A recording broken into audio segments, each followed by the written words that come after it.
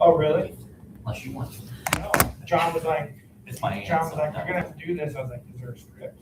He's like, no. I was like, oh, no, okay. Is there a script?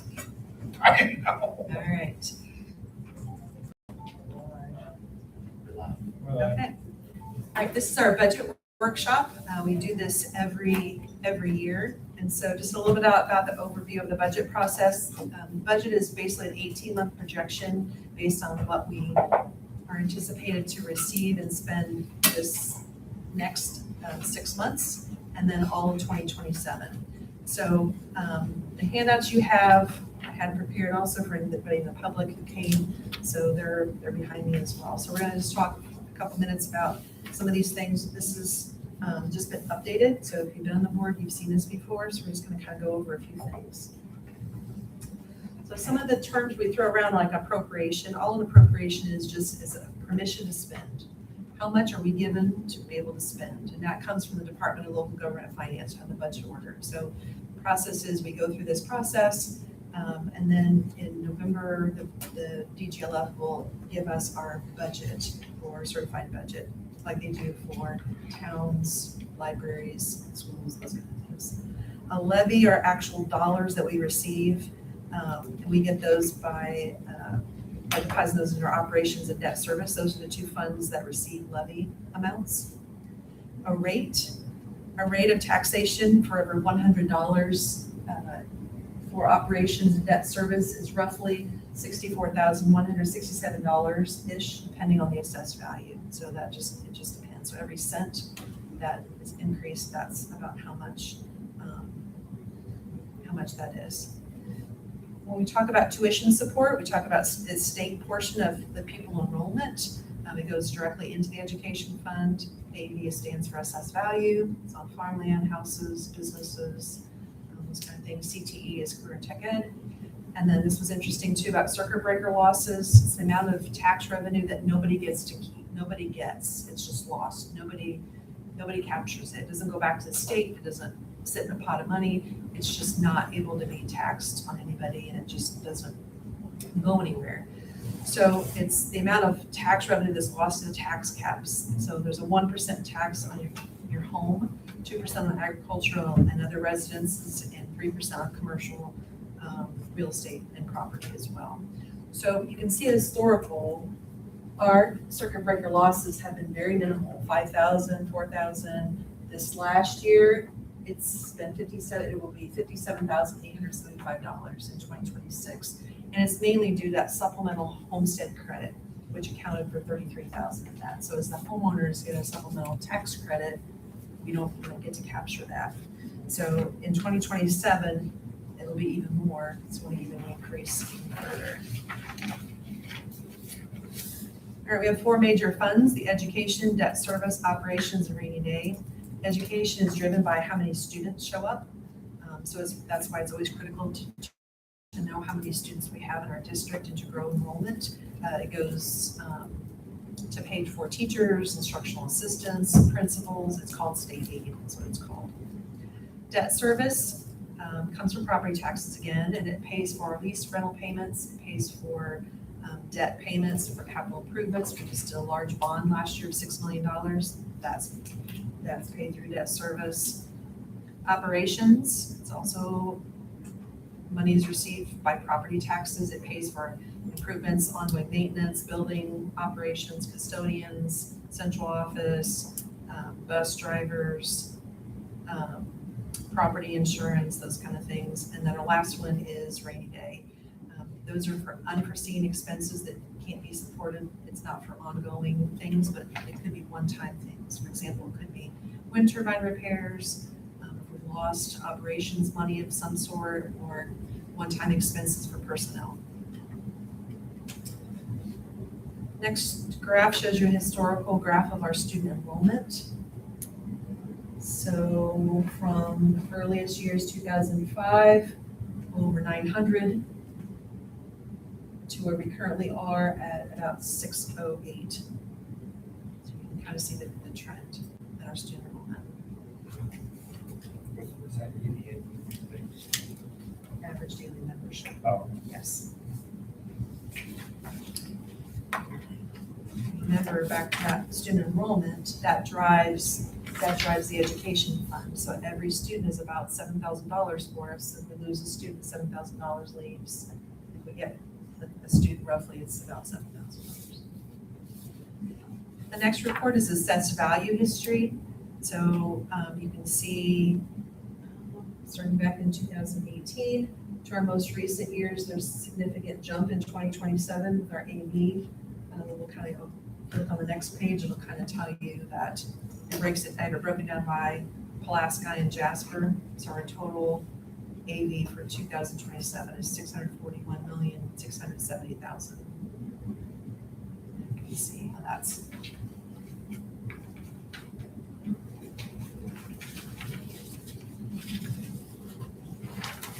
As a reminder, this is just kind of a visual about the education fund, what goes into it.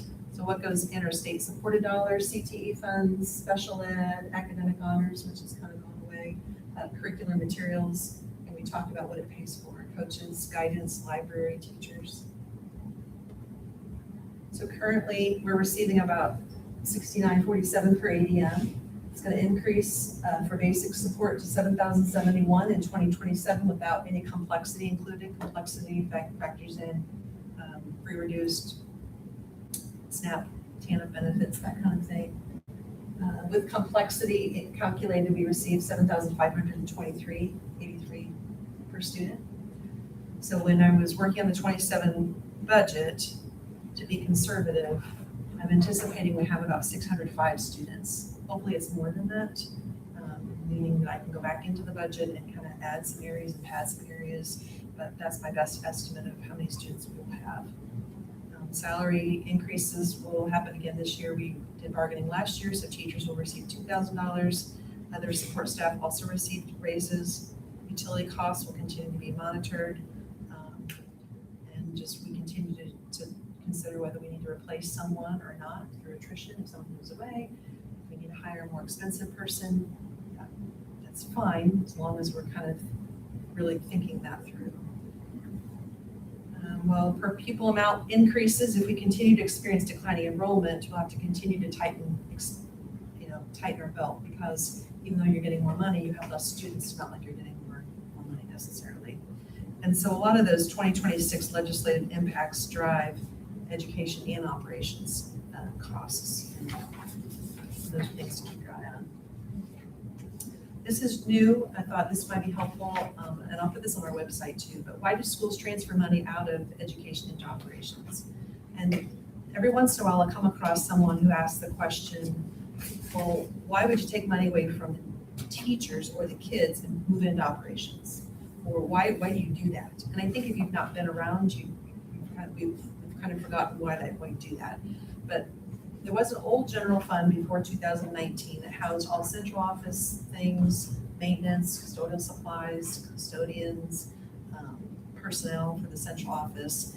And then in 2019, the legislator gave flexibility to schools to move money from funds, eliminating that general fund, and they created two funds, just two funds, education operations, which used to be general ed, general fund, bus replacement, transportation, and capital projects. So what used to be housed in that old general fund was allowed to be moved to the operations. So that old stuff that was central office, maintenance supplies, maintenance personnel, all those things were allowed to be moved over. So the legislator did research, and data showed that roughly 15% of those districts spent money on those type of things. So that's why they kind of use that 15% as a guide. And they publish a transfer list. I have a copy of that to go over. But most districts try to stay under that 15, because otherwise if you're not under the 15, you kind of get shamed a little bit. Like, for example, there are 3 school corporations that transfer more than 15, almost 16 or so, but we're about 11% when we transfer.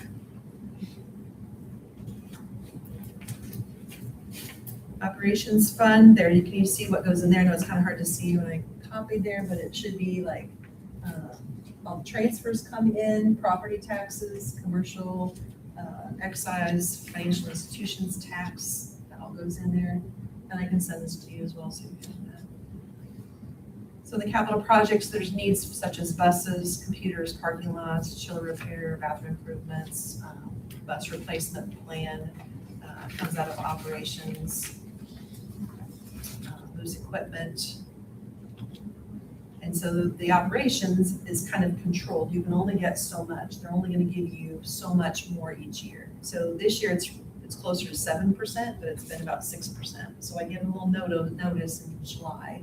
It's called the maximum growth levy quotient, and I'll tell you what that is. So you can factor how much money you got last year times 6%, and that's the new maximum they're gonna let you have. You can't get $1 more if you're only gonna give you what they're gonna give you. And then I have those to the AVs. The operations fund, there's just a little history of our rates levy, where the levy is money, and then the maximum levy, and you can see like how close we were. Like last year, we were $114 under the levy, only because mathematically, you can't get closer than that. The next dollar gets you over, so that's just as close as you get. We had this conversation before, when we were way below the levy, you never able to capture that back, but Because currently at the levy. that's your baseline for the Yes. growth next year. Yes. And if you went below that, That's sorry, your that's baseline. your new baseline. So why were we so low in 22? I think there was discussion about just not We kept, taking that rate up. yeah, we kept the rate low.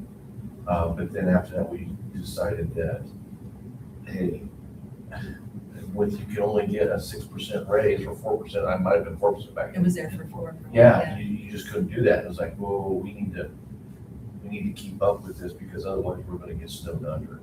So we were trying to keep everything in good financial stead, and then all of a sudden, they punish you for trying to do well.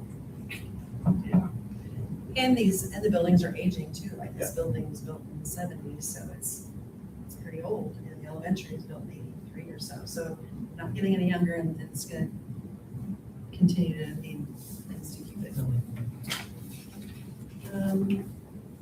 Debt service kind of goes in there, our county property taxes, license, excise, commercial, and financial institution, and once again, it's paper lease payments. I have one question. You said the assessed value for 26 was 547, but we think it should end up around 600. Yes. What's the discrepancy there? So part of that is, I did that, where are we at right here? Yeah. So I we thought know back for here sure we thought it it'd be is, 600. it's so. 640 something, yes. Yeah. So then I had did this before. I Okay. found it exactly. So earlier this week, I found information that gave me the exact number Okay. because it just changed. Gotcha. Yes. And so, right, so while it says it should end up around 600,000, it's more like 641. Okay. Or 641. When you look at 2026 tax rates, so you can find this information by going to the DGLF website, Indiana DGLF, and look at county-specific information. And you can go to each county and find each school. That's kind of what I did, just go to each county, go to each school, and found their rate for their operations, debt service, and then their total rate, and whether they had a referendum or not. So they'll start the right means they had a referendum, if I could tell they had one. And so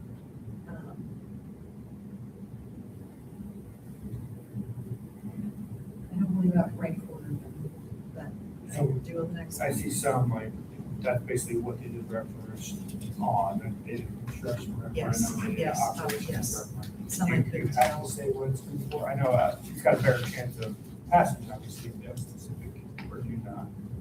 It just depends on each district's situation.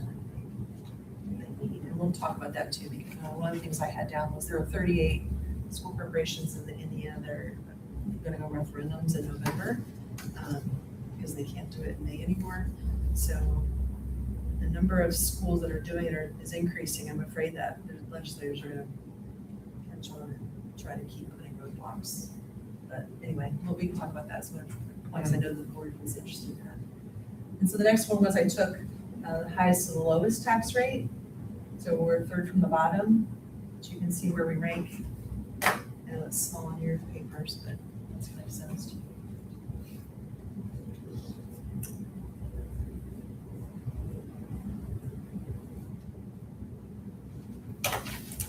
And then finally, you've seen this before too.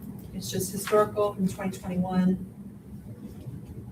What our rate has been for each fund. So operations has actually been pretty consistent. Actually, it's a little lower rate because the AV has increased quite a bit. Debt service has increased a little bit, but once again, we did a larger project. And then you see the levy amounts for levies, the money we receive, and operations and debt service. Don't know. Well, I think in that case too, they had more buildings and they closed several buildings. So now they have one elementary and then the middle high school. So they would have like Buffalo and then they had Reynolds. And so that centralized kind of helped them. I want to talk out of turn here, but Tri-County has 3 buildings too. There's a primary, intermediate, and a middle senior high school for 700 and some kids. They could be more efficient if they were one elementary and maybe middle senior high school. So each school's got some different situations going on.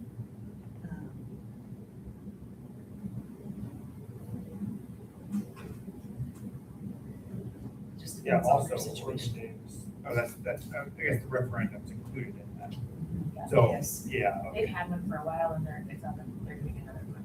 And I mean, that's a very small school for 2 buildings. Yeah, Well, they're very, I mean, there's probably no Nothing. businesses I around mean, there. yes, there's the tree farm, Yeah. but that's it. I mean, I think they graduated 14 kids in the class last year. Or Or even Davis. to survive, they may have to. North close White's that. is extremely low, but they do have Vanguard. They've got several large businesses around. So maybe they've got enough coming off of them. I don't know. They do get some lake properties off of that, so, yeah. Our superintendents over the years have been very frugal with our money and have been good with what we've done and we've done the best we can. We're just, with our enrollment, it has plateaued right at the moment. That's good. At least okay, still- it does seem fairly flat. Yeah, which is good, but you know, we're still gonna have to watch our P's and Q's. And keep, pushing that max, whatever the max is, Yeah. whatever's allowed for us, then we need to take advantage of that. But you use that for the things that we do need to pay for. And we'll talk about it, we can talk about a referendum at some point too. I know the board has brought that up. But I think as we look at the budget too, we find ways to make things work. And so when we can't make things work anymore, that's when we need to think about a referendum. Because if you try it and we have money in the bank and we're able to make things work and it doesn't hurt, it's kind of hard to just go to the public and say, give us an extra, 4 cents, 14 cents so we can do X, Y, Z. So anyway, we'll talk about that as well. All right, so some of the other things you have a capital projects plan. So in the capital projects plan, we have to kind of estimate those things that would be over $10,000 that we project might happen in the next 2 or 3 years. So these are some things that I think we might need to do in the next few years. We have done some of these things, but we still need to do more. For example, replacing sidewalks and entrances. We replaced all the doors or making sure that they are working properly. We still have more concrete to replace. Some of the concrete, I think, is kind of the original. It sure looks like it, some of it is, like out front there. Yes, like the elementary and the entrance way, it's just all pieced together. It'd be nice to get that taken care of. We try to do a parking lot reseal every 3 years to try and get the whole thing done. I saw that.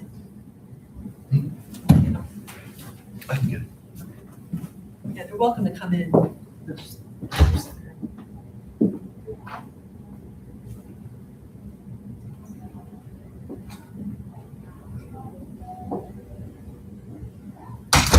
Technology was interested in cabling, for refurnishing and refurbishing the high school. sewer renovation in the bathrooms and locker renovations in the bathrooms are some of the things that are on that list. And then in the back of the second page, you have our bus replacement plan. So with the bus replacement plan, we anticipate replacing at least one white bus and a yellow bus the next year, couple of years. Buses are very expensive, as you can tell. And so that goes with the purchases. What was easier to come by than the yellow? Pardon me, Oh, the yellow white bus is easier to come by than the yellow. I think they're both pretty well, They're both- it's okay. getting better. Easier to find drivers. I was just saying, drivers are easier to find. Sure. But if it's drive specialists, usually have to. Yeah. Denying that. I would go with that. What's Can that? anyone drive a white bus? Yes. Activity bus, you can, but if you take special ed I kids, you did.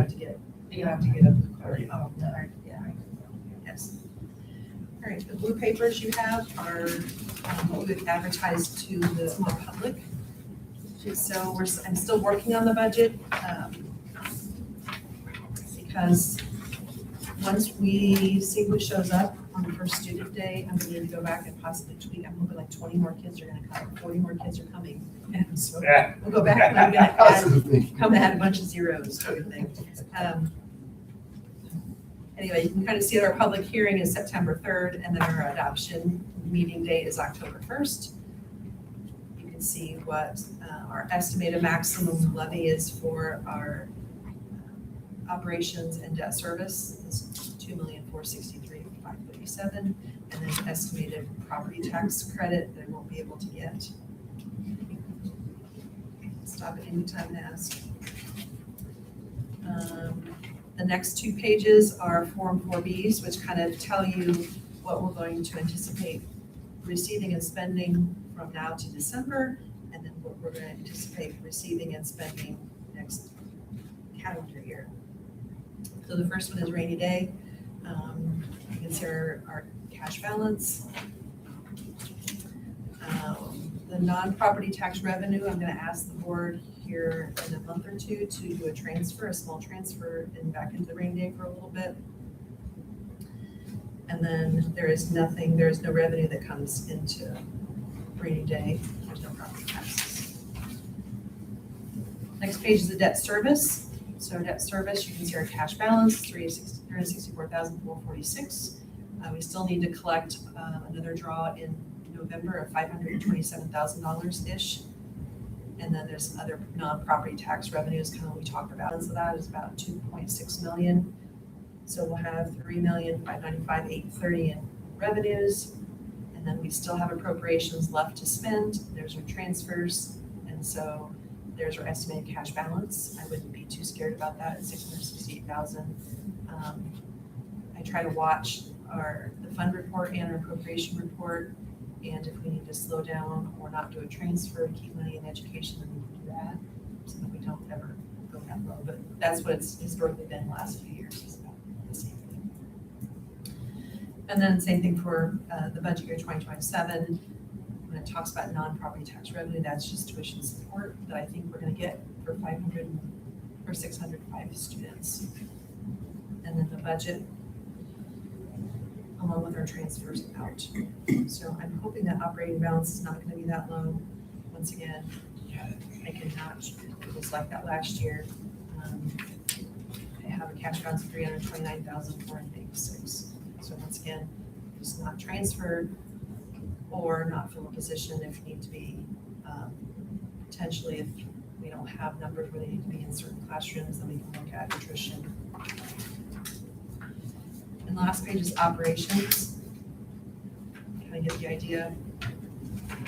You can see what our cash balance was, how much property tax do we still have yet to receive, and then under the expenses, this next blue line, what the budget should be, transfers out would be to rainy day, and then next year's budget. So once again, I wouldn't be too worried about tax rate. The rate is 0.5298.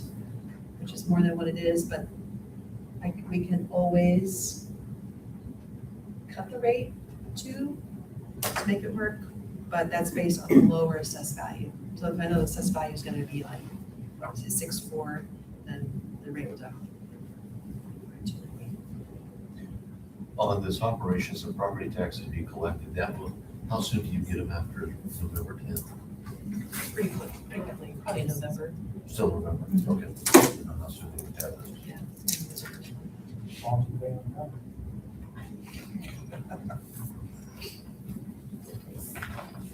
And the county auditors or the treasurers are really good about getting us the money, so that's not a problem. They'll call Shannon and say, hey, your check's ready. And they give it to us. And there's other things. Because we're in that first pack.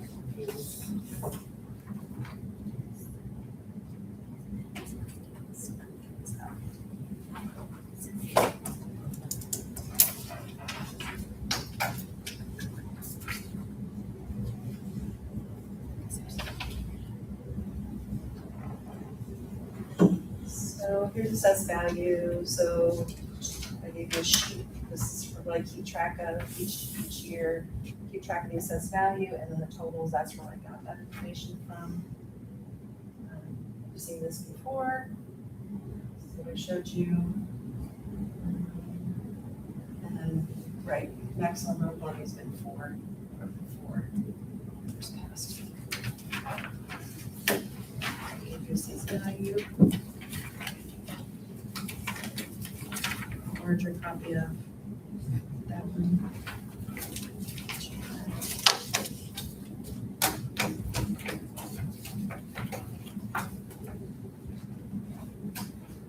So during our regular meeting, then I will ask permission to advertise the budget because we'll have to submit this so that the taxpayers can look at the budget and see what we're proposing, and then the budget will be adopted in October. UGLF works your budget and then provides a budget order in November, December. It used to be in February after you've already started living in your budget. So they have a turnaround time. They've got any other questions?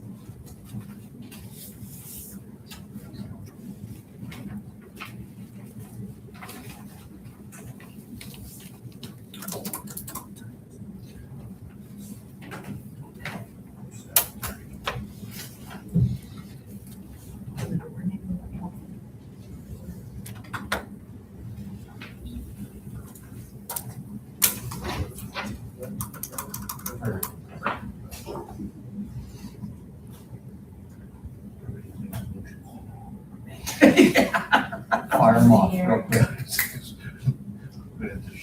Pretty good on this. It's not too long. No, it's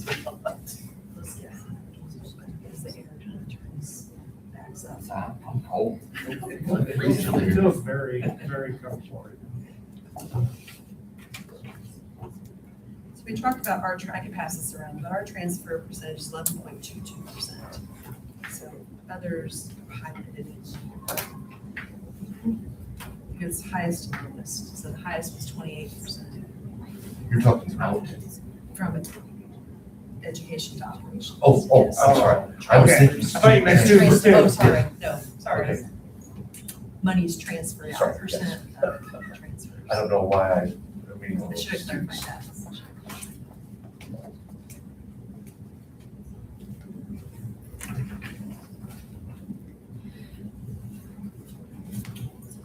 Ready to go? Yes.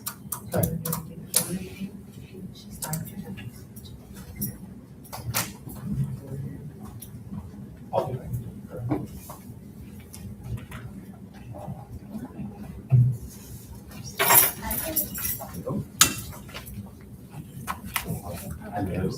Yeah. All right, we'll go ahead and call this meeting to order. I'll start with the prayer. Dear Lord, thank you for this opportunity to come together to discuss school business and to use the wisdom you've given us to wisely make decisions that are best for the community and for the school. Please be with us this evening. Help us to make the best decisions possible, Lord. Jesus' name, pray. Amen. Do the pledge. I pledge allegiance to the flag of the United States of America and to the republic for which it stands, one nation, under God, indivisible, with liberty and justice for all. Alrighty, public comment. Anyone have any? Seeing none, can I have a motion to approve the agenda? So approved, Mr. President. Can I have a second? Awesome. And everybody saying the same names over and over again.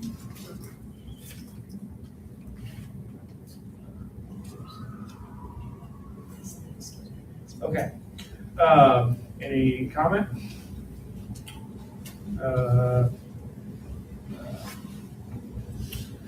All in favor, say aye. Aye.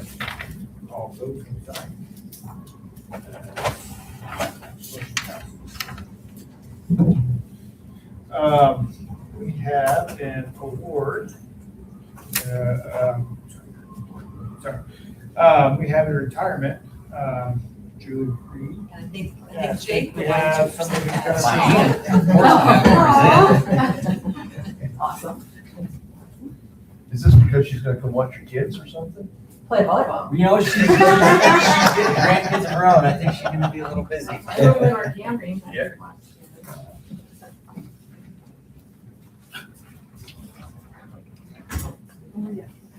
Well, congratulations. Yeah. What's on the list? Subbing. Subbing. Oh, good, there you go, for your grandma. Garden. Yeah, you doing some traveling, maybe? Yes, I'm gonna do lots of camping, 2 more to go, please. Okay. How many years? I should know this, but. how Well- many There was 9 years the first time, and then 5 years. years? Okay. Okay, well, I know you're looking forward to it. I am. I know we're gonna miss you here, but thankful you're willing to come back I and do a little subbing, so. Yeah. I'll I present do like you it. that. Thank Good, you. good. Go ahead and get this out.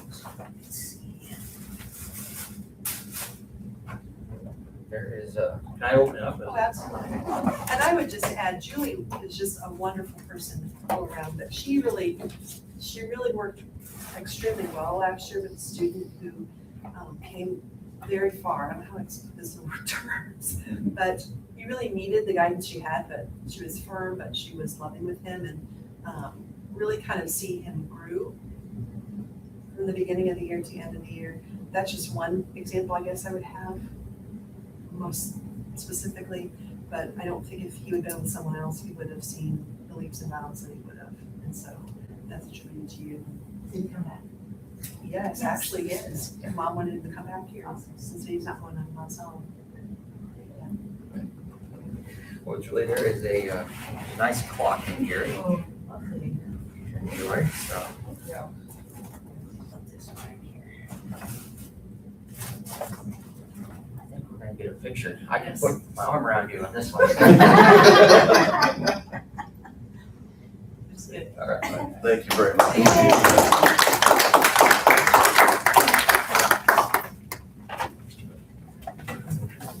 Okay, yeah. I'm ready to go, right? Yeah. Yeah. I do read the school board minutes, just so you know. You're that boy? Thank you, Julie. Thank you, Julie. Can I have a motion to approve the minutes from June 2nd, 2026? I'll make a motion to approve the minutes for the July 2nd meeting. I'll second. All in favor, say aye. Aye. All opposed, same sign. I have a motion for requisitions, for the numbers 26,163 through 26,178. So moved, Mr. President. I'll second the motion. Talk about some of these. Jamie's requesting the replacing of our commercial washing machine. I think it might be original. It's a large commercial, washing machine that's used at the high school for uniforms and some other things that are here. And so it's seen better days, and And so it definitely needs to be replaced. We also have, about halfway down, EMS link, where it says tablet kiosks. If you look at the fund, which is the 800, that tells you it's food service. So it's food service tablet for the kiosk, for the checkouts for the cafeteria. So that'll come out of the cafeteria fund. A little further down, you see Worthington Direct, 26,173. The fund is 700, which tells you that's construction. Tables and chairs for the elementary school, 11,508.70. So that will be for the newly developed PD lab that Ms. Bear is working on creating. A little further down, item number 26,175, Melton's Construction, the elementary playground fencing, that's coming out of operations, 24,650. If you notice the Madeiryville Nursery School playground fencing has spots where there's missing pickets and things. We had that hailstorm this spring. We had some really strong winds. And so Jamie's been trying very hard to find the pickets, but they're different varying heights. And so we've had people come out trying to give quotes, but you can't find the pickets. And there's heaving in some areas, and I think it's original from 1998. So this would be to replace that fencing with white fencing. So I think it's much needed, especially when you think about people see that all the time. It's the first thing they see when they pull up to the building from the west side of the campus. So like for it to look nice, and so that will spruce things up a little bit. Any other questions about anything on the list? All right, all in favor? Say aye. Aye. All opposed? Can I get a motion for the personnel report? I'll make a motion. Personnel report as presented. I'll second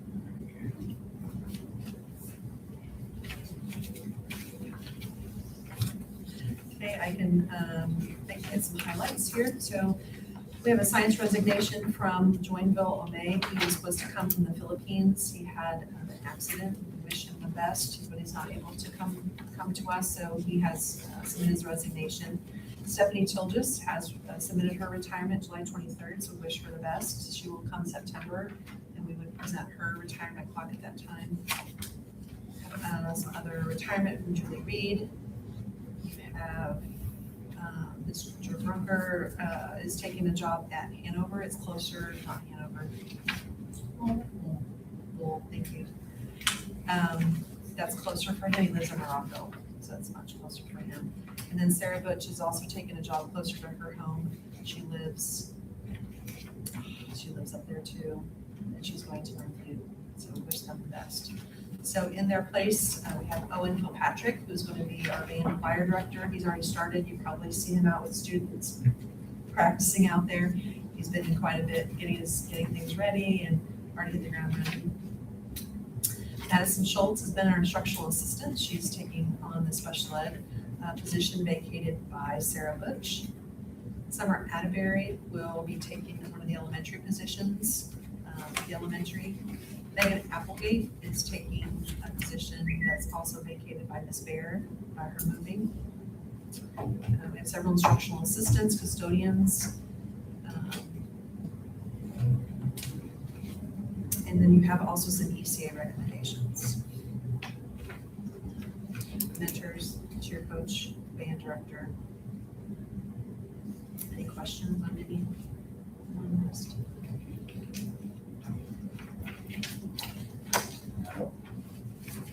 All in favor, signify by saying aye. Aye. All opposed, same sign. Carries. I have a motion to approve to advertise 2027 budget, 2027 capital projects plan and bus replacement plan. Okay. I'll second So we had our budget workshop where I gave the board information on the budget. And we talked about capital projects and bus replacement plan. So like I said, hopefully we will have more students, so I can go back and add to our budget. But it now, the budget is 7,605 students. Hopefully it's more. Okay, all in favor, signify by saying aye. Opposed? Motion carries. I have a motion to approve the wireless device prohibition board policy 4307, second reading and adoption. I'll make a motion to approve school board policy 4307. I'll second that, Mr. President. Okay, so the policy just says that student may bring, but it's prohibited from possessing and or using the wireless devices between while they're here at school. And so there were two options that schools could approve. That the first option was that they weren't even allowed to be carried onto campus. And so we've had discussion that we would allow them to bring it on campus if they so desire, but they have to be stowed away. So if a student or parent doesn't feel comfortable bringing their device and showing it, then they need to leave it at home or leave it in their car. And I would strongly suggest students lock their cars so that they don't get stolen out of the cars. We don't carry insurance on students' possessions, those would be on them. So if someone is not comfortable with that, then they would just have their child keep their phone at home. This is a state law. It's not something that we're Central Zone on our own. However, we do expect that students will follow the policy that's been adopted in the handbooks. A student would be considered to be insubordinate if they don't follow this policy, and they will be disciplined if they do not follow the policy. One question that I know has come up is, well, why don't we just have kids put them in their locker? The issue has become, if I look at Mr. Carlson, I think they've tried that for the past couple of years, and it works. It does not work. And Nikki will tell you that, she'll have, a line of phones behind her desk any one afternoon for kids waiting to come pick them up because they violated the cell phone policy about keeping them in the lockers, and then they're allowed to come pick them up, or their parents to come pick them up. But we've been doing that, and it hasn't worked either. So it's not for trying, but So do I understand this right? They're gonna drop them off at their last class of the day, at the start of the day? yes. Because that's where they'll end up at the end of the day. So what happens if they're leaving early, like if they're getting picked up early, or if something happens and they have to leave early unexpectedly?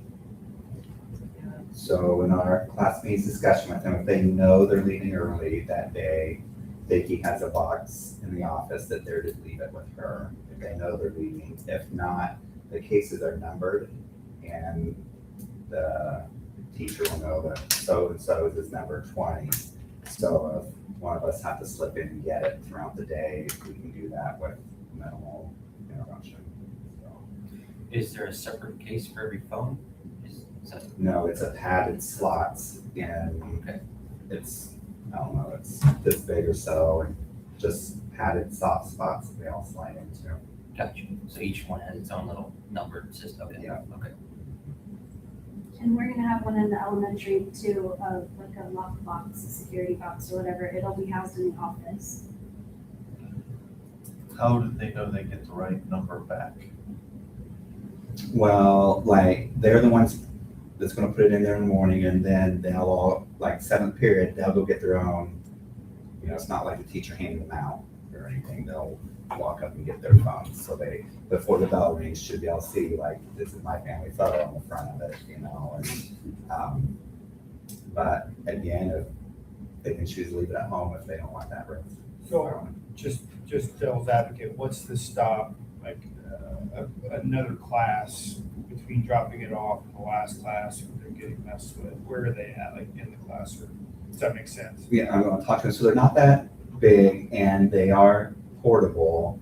I'm gonna Okay. talk to teachers because they actually physically lock, so Okay. and to set the case behind their desk. Okay. So, yeah. And it's a universal key. The same key works all 25 boxes. So we don't have to worry about a lost key. And they came with 2 keys each, so Vicky's got all the extra. We put one on each sub key and badge too, so the sub has it to lock. And like Brad's only working half a day in the afternoon. We don't know how the aide in his room, first period for those to walk in and lock them up, so they're there for him in the afternoon. And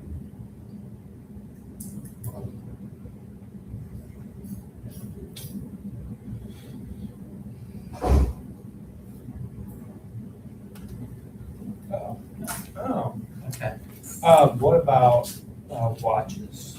Is there a separate container for watches, or is it just slide in there with got the slide in the there with them. And the other thing we're going to, and when I talked to one teacher, we bought one to see how it worked before, bought them all. And it actually works pretty good. So if we had a true emergency that we had to evacuate the building or something, the teacher's just gonna grab the box and take it with them too. And As long as I'm not holding it. they'll be available. I guarantee that. I charge for take pictures It's, of me. it's smaller and compact than I thought it Yeah. would be. That's, Same with me. I expect a little bigger Yeah. and stuff too when we ordered them, and there's like 4 or 6 of the slots are the large slots for the oversized phone, so they can't say, well, I've got a big phone. yeah, some of these cases are pretty, they do get pretty thick. And what's the other- Hopefully, it's a learning process too. We'll see how it goes. Those were, relatively inexpensive. So Looking at how much are. they're like $50, $36 a Oh, piece. Yeah. Yes, That's pretty cheap. yes.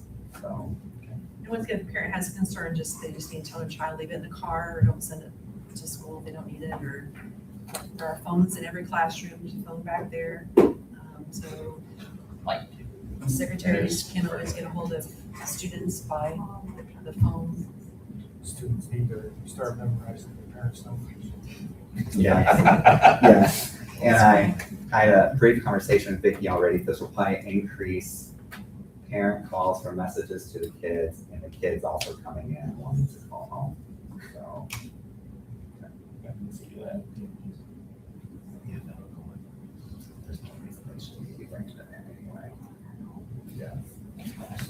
and the rumors flying around, just one big box and they're all getting. Yeah. Yeah, that, yeah, we got a cardboard box in the back and just throw it. And the rule is they're powered off, right? Yeah, and they got. So- Yeah. And stuff too. Okay, any other questions, concerns? Okay. All in favor of board policy 4307, signify by saying aye. Aye. All opposed, same sign. Motion carries.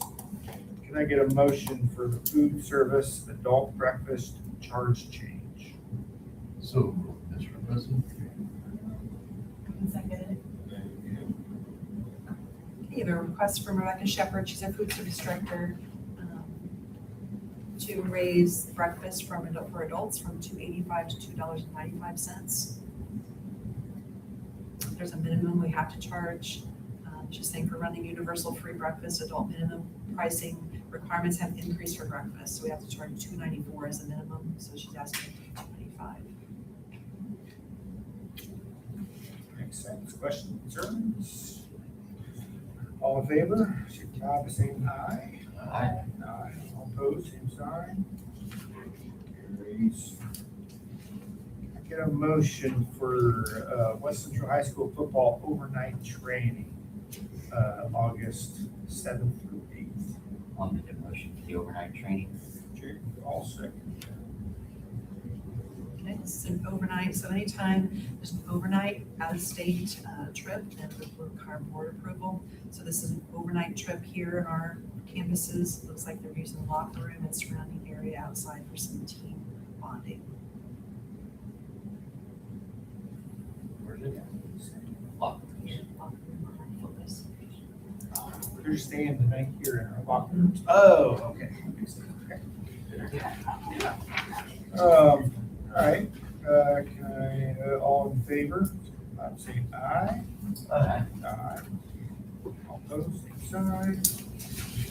Motion carries. All right. There, you're up. Oh, I'm first, okay, here we go.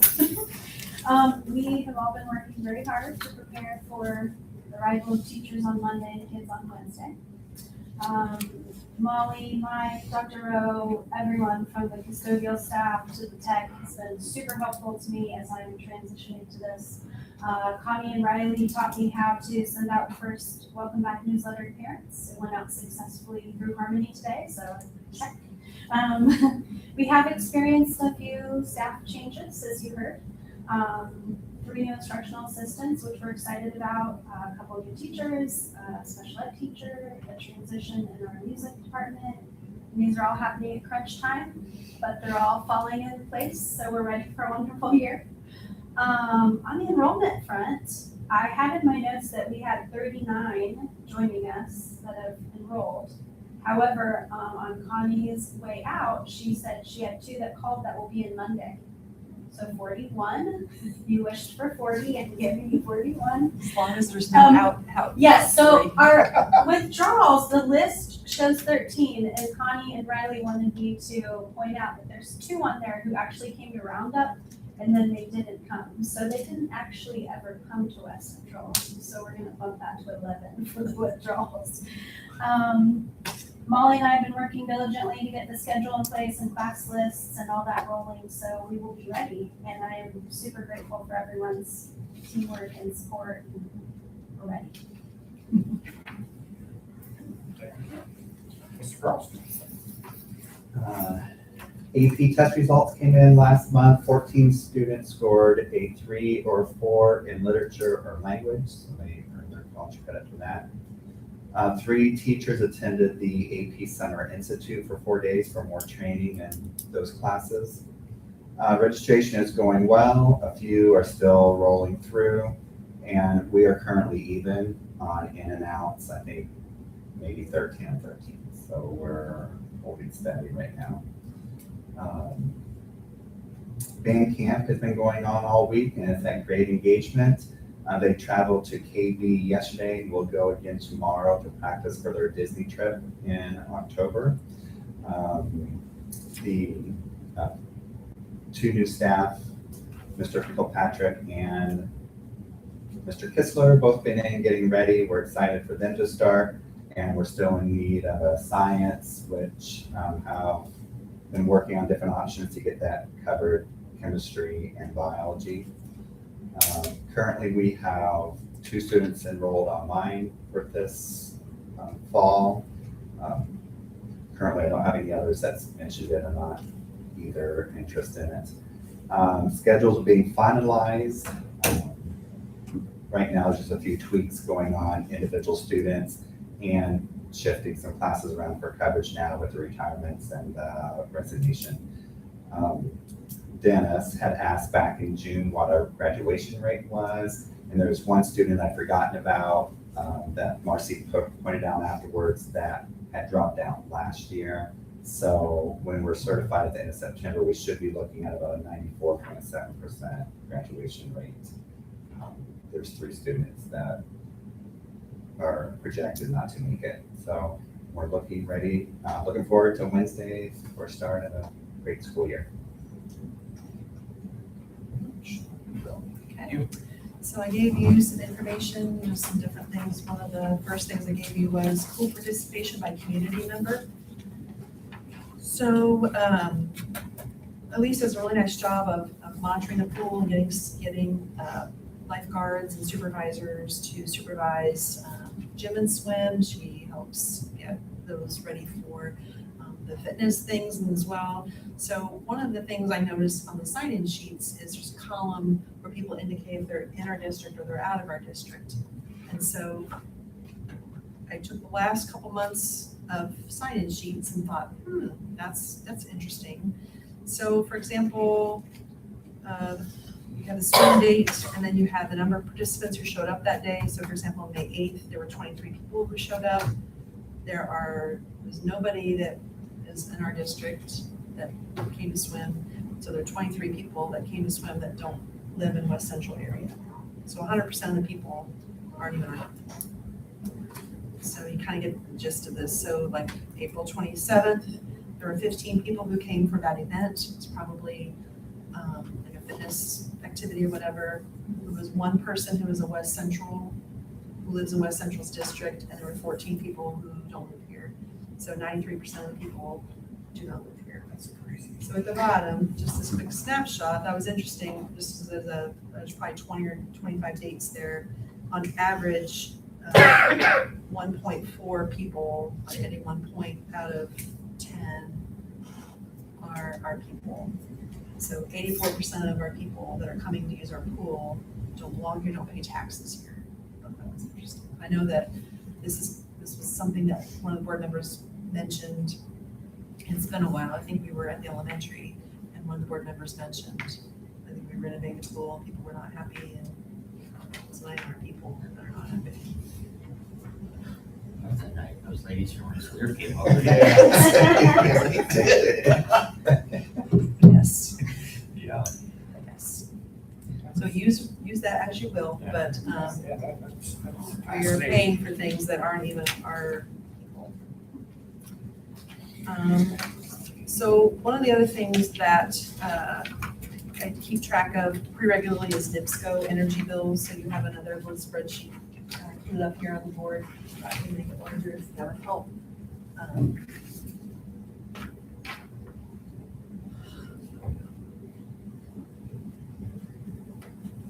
Yeah, it's quite larger. So starting in 2013, 14, 15, each calendar year, first column is how much electricity we've used each year. The next column is the total kilowatt hours that the turbine delivered based on bills. So this comes from looking at the NIPSCO bills. So each NIPSCO bill will tell you how much electricity you used, how much the turbine generated, your total bill, how many credits you used, that kind of thing. So this is where it all came out of NIPSCO bills for the past 12 years, 13 years. So you can see that if you look down that total turbine delivered, when it first started back in 2012, I don't have 2012 up here, we delivered 770,000 kilowatts that it generated. This most recent year, we're down to 414,000.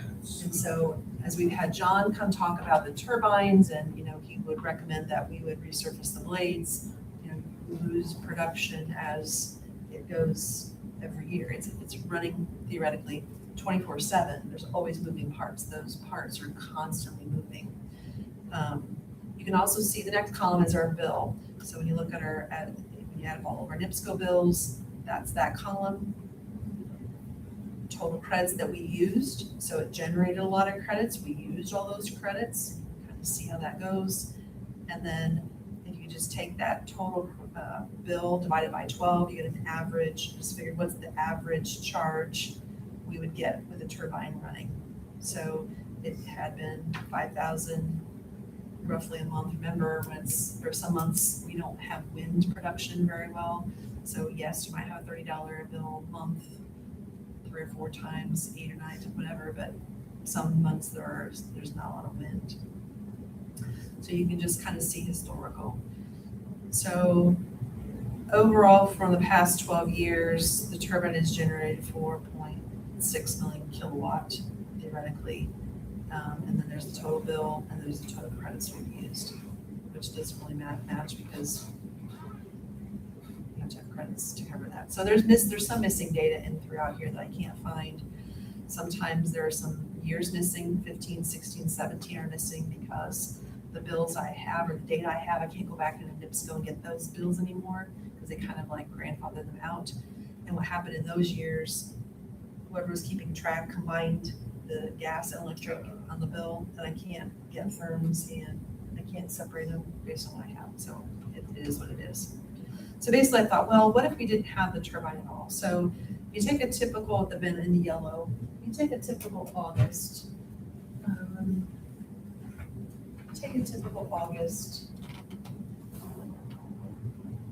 we roughly use 200,000 kilowatts.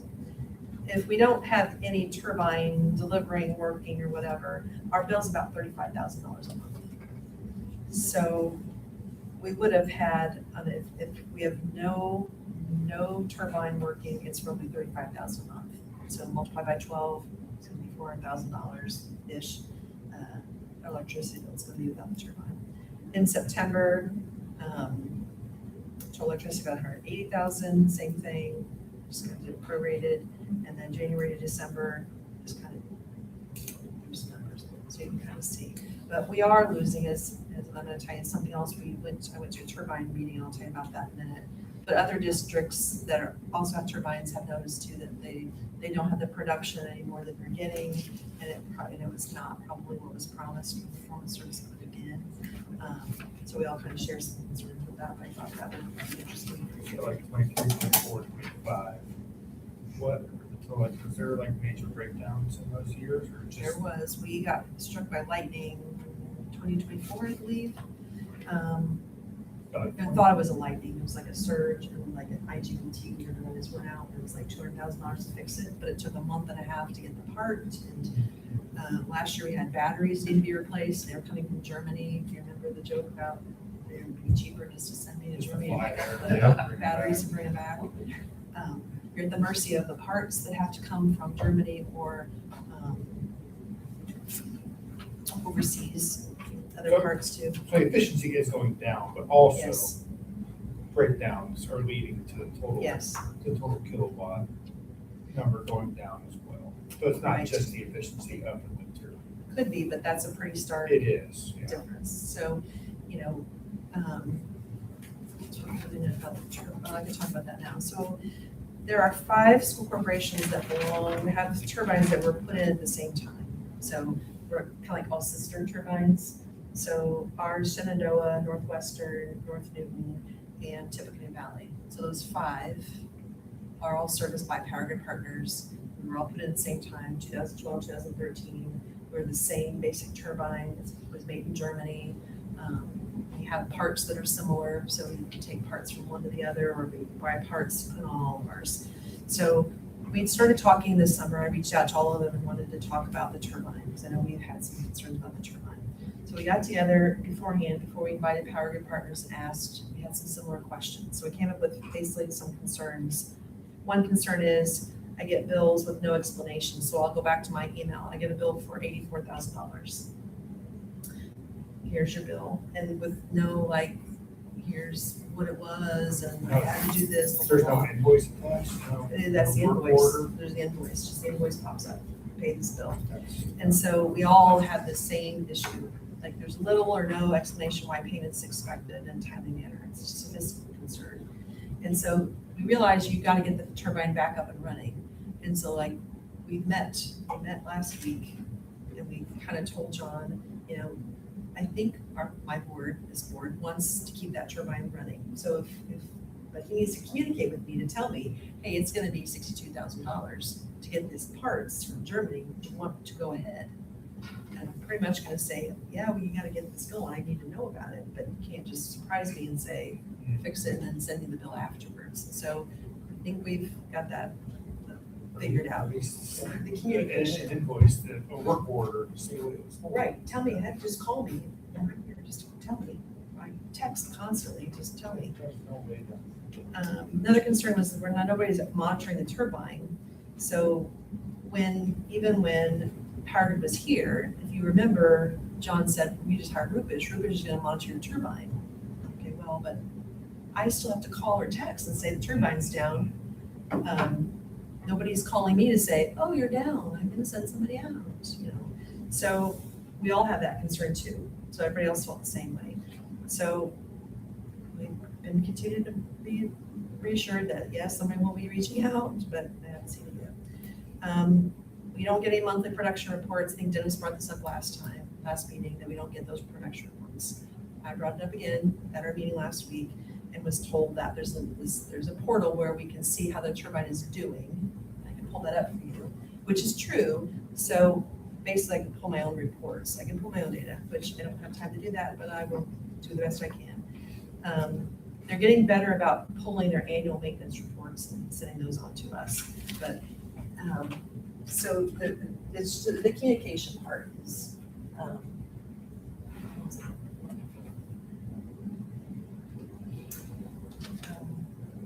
anyway.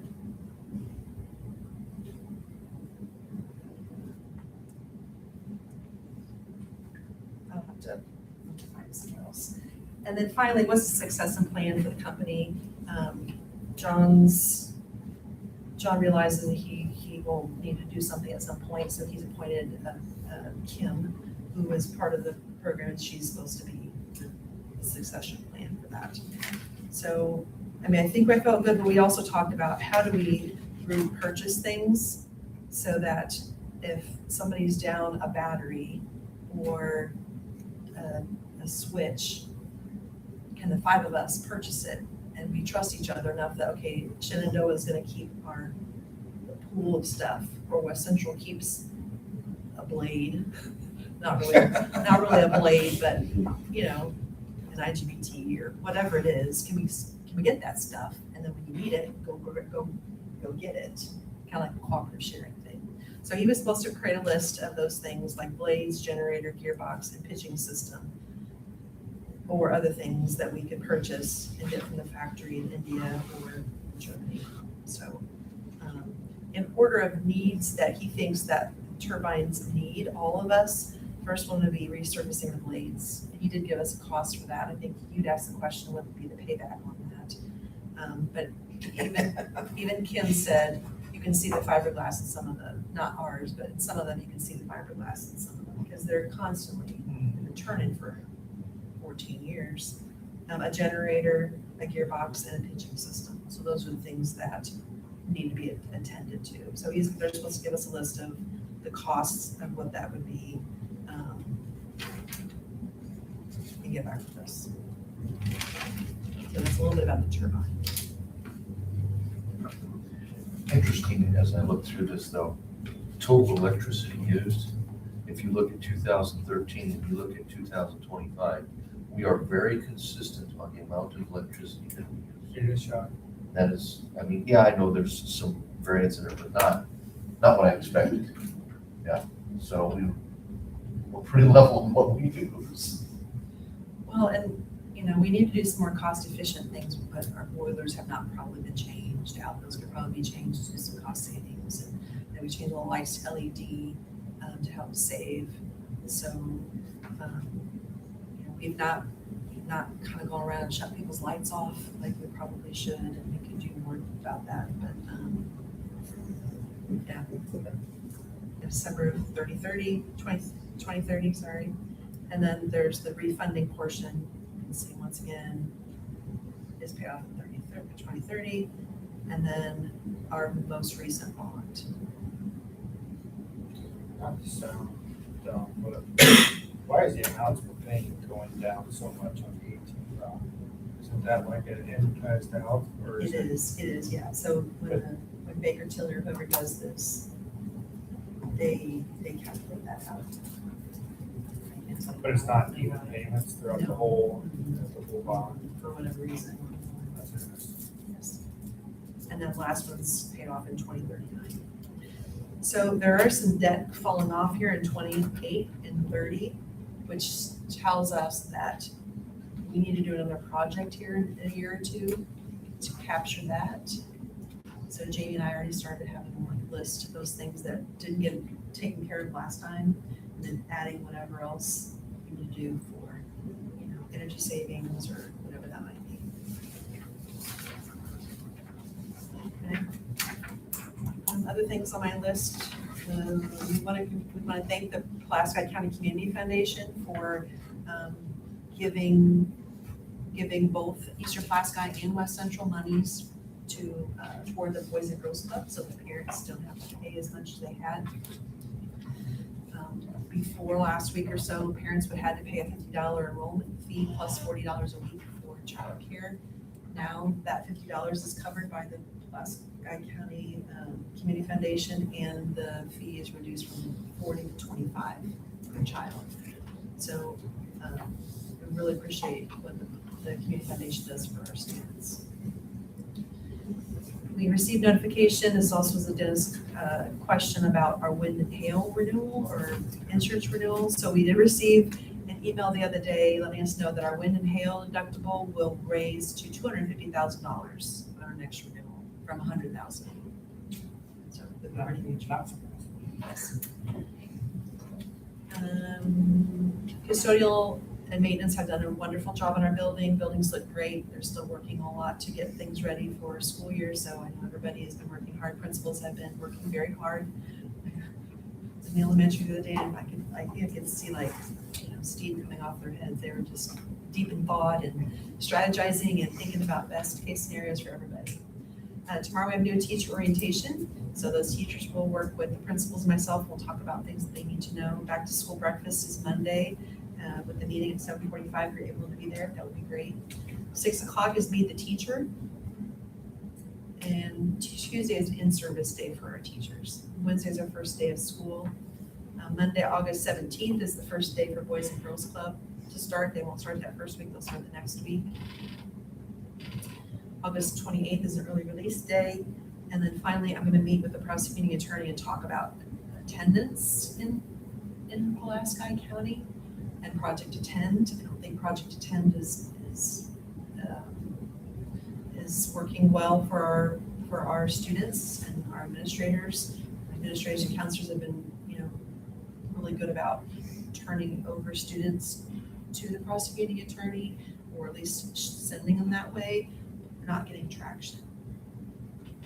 And so I wanted you to be aware in an open meeting that I'm going to do that. If anyone's listening, that I'm going to talk to the prosecuting attorney, because we have students that have missed several days, 40 days, 45 days, and but it would go into the Angel Fund, or some Angel Fund that would be used, that Rebecca can help provide some assistance to families that need that assistance. So Keystone Energy, once again, our cooperative would be $6,780. They will come and provide a soundbite for us at some point, but they came and presented us like a large check, but not give us the actual check yet.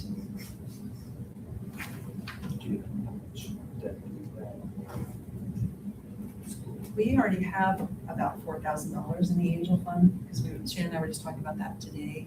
And so this will be another 6 or 7, so we'll have a total of 11,000 there. So a student that leaves, if we have a policy that's, if it's under $5, it just goes to the Angel account, or it's like $2 or 50 cents or whatever.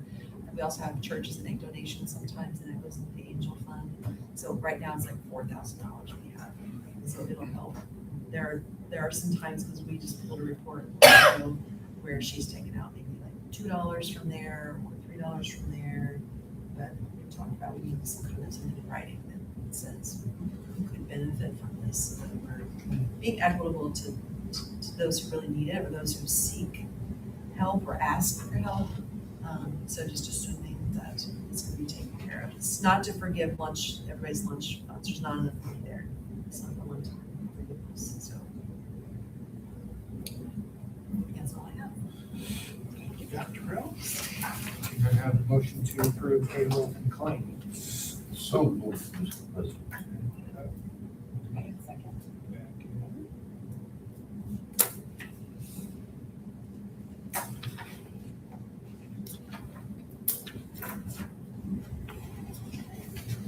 They're just saying here, Todd, you're gonna have to. Well, I thought about moving chairs over and seeing what I could do to take Dennis's spot, but I really didn't have, I looked all through it, and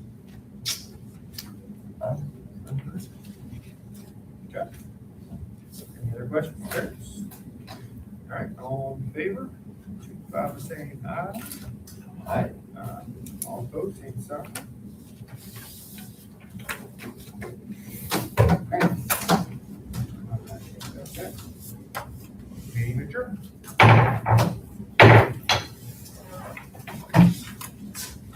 Thank you for getting me this. Oh, no, no, I was looking at all these.